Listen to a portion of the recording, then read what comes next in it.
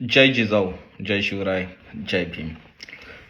पेशव्यांचा घटकुंचिकेचा मी इतिहास मांडला होता आणि महाराष्ट्राच्या कानाकोपऱ्यामध्ये तो इतिहास पोचला. तसाच एक इतिहास आहे पेशवाईचा, तो म्हणजे भाडखाऊगिरीचा. भाडखाऊ ह्या शब्दाचा अर्थ असा होतो की महिलांच्या गलिच्छ व्यवहारातून मिळणारं जे काही उत्पन्न असतं त्याला भाड म्हणतात. जो खाणारा असतो त्याला भाडखाऊ म्हणतात किंवा बडवेगिरी, असे वेगवेगळे शब्द त्याच्यासाठी आहेत.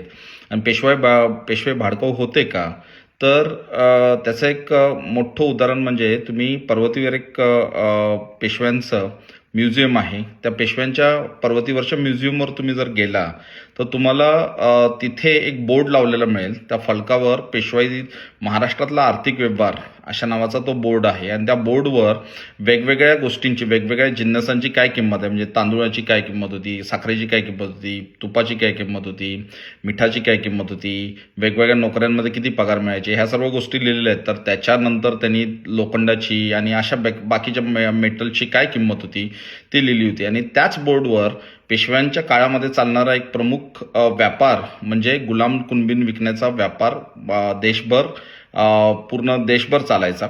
आणि ते 20 ते 25 रुपयाला गुलाम कुणबीन विकल्या जायच्या. तर पूर्ण देशभर ही सत्ता पेशव्यांची होती. ती छत्रपतींची नव्हती, पेशव्यांची होती, ही गोष्ट लक्षात ठेवा. आणि त्या ह्याच्यामध्ये जर अशा पद्धतीचा व्यवहार होत होता तर तो पेशव्यांच्या आशीर्वादानेच चालत होता.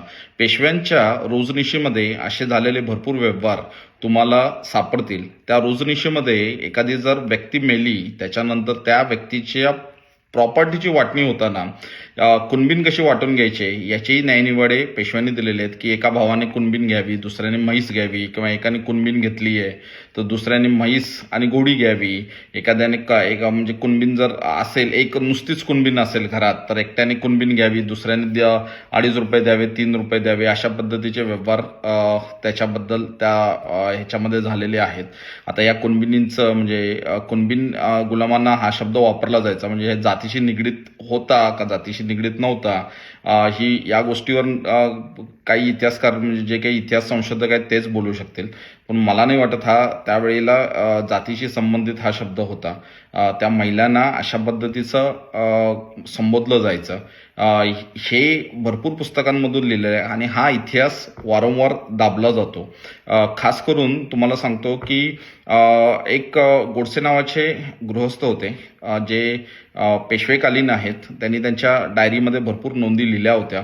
त्यांचं जे एक पुस्तक नरहर फाटक आणि दत्तवामन पोद्दार या दोघांनी मिळून ते बनवलेलं पुस्तक आहे माझा प्रवास. याच्याही मध्ये तुम्हाला उत्तरेकडे आणि झाशीच्या दरबारामध्ये चाललेल्या काही गोष्टींबद्दल तुम्हाला उल्लेख मिळतील. तेही पुस्तक वाचावं.